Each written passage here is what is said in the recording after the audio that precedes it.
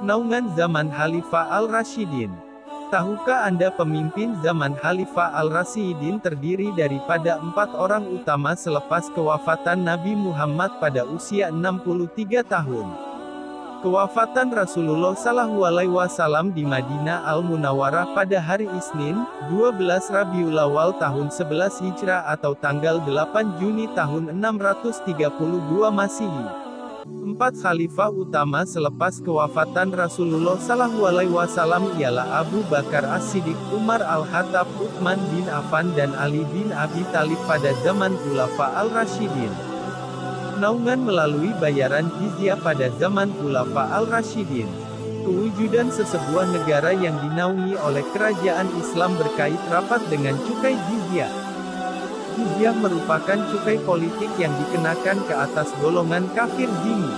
Tujuan pelaksanaan cukai ini ialah sebagai balasan kerajaan Islam melindungi harta dan nyawa orang-orang bukan Islam. Sumber jizyah ini sebenarnya telah pun diperhatikan pada zaman Nabi Muhammad SAW, namun pelaksanaannya lebih formal pada zaman Khulafa Al-Rasyidin. Kerajaan Khulafa Al-Rasyidin terbentuk secara rasmi pada tahun 632 Masehi apabila Abu Bakar As-Siddiq dipilih oleh umat Islam sebagai khalifah pertama dan diteruskan oleh 3 orang lagi sahabat Nabi Muhammad SAW.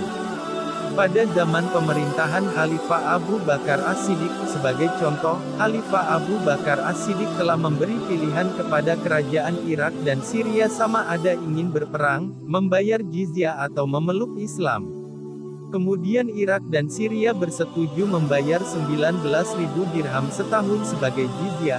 Melalui pembayaran jizyah juga telah banyak kerajaan yang menjadi wilayah naungan kerajaan Madinah. Contohnya, pada zaman Khalifah Abu Bakar Al-Siddiq, kerajaan Al-Anbar dan Ain Al-Tamar telah menjadi naungan kerajaan Madinah setelah Panglima Khalid Al-Walid berjaya menawan kedua-dua kerajaan tersebut.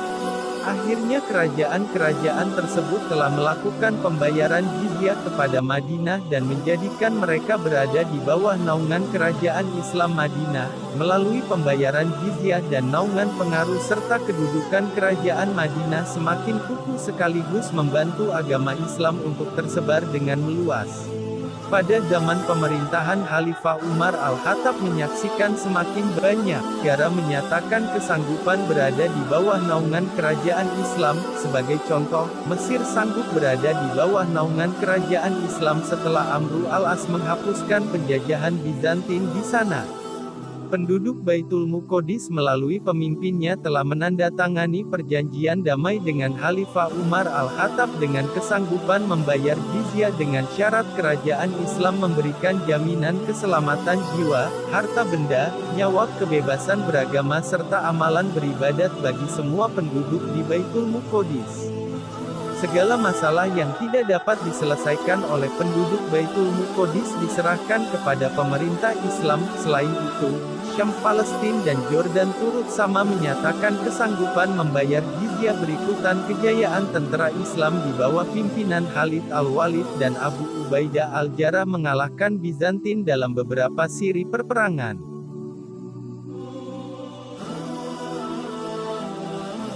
Seterusnya pada zaman pemerintahan Khalifah Utsman bin Affan pula, beberapa buah kawasan di utara Afrika menyatakan kesanggupan berada di bawah naungan kerajaan Islam serta sanggup membayar jizyah.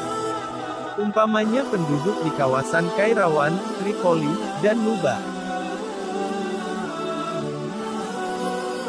Akhir sekali pada zaman pemerintahan Khalifah Ali bin Abi Thalib adalah akibat daripada perpecahan dan perang saudara yang tercetus semasa pemerintahan Khalifah Ali bin Abi Thalib. Banyak negeri yang asalnya wilayah naungan Islam tidak membayar jizyah dan membebaskan diri daripada menjadi wilayah naungan kerajaan Islam Madinah.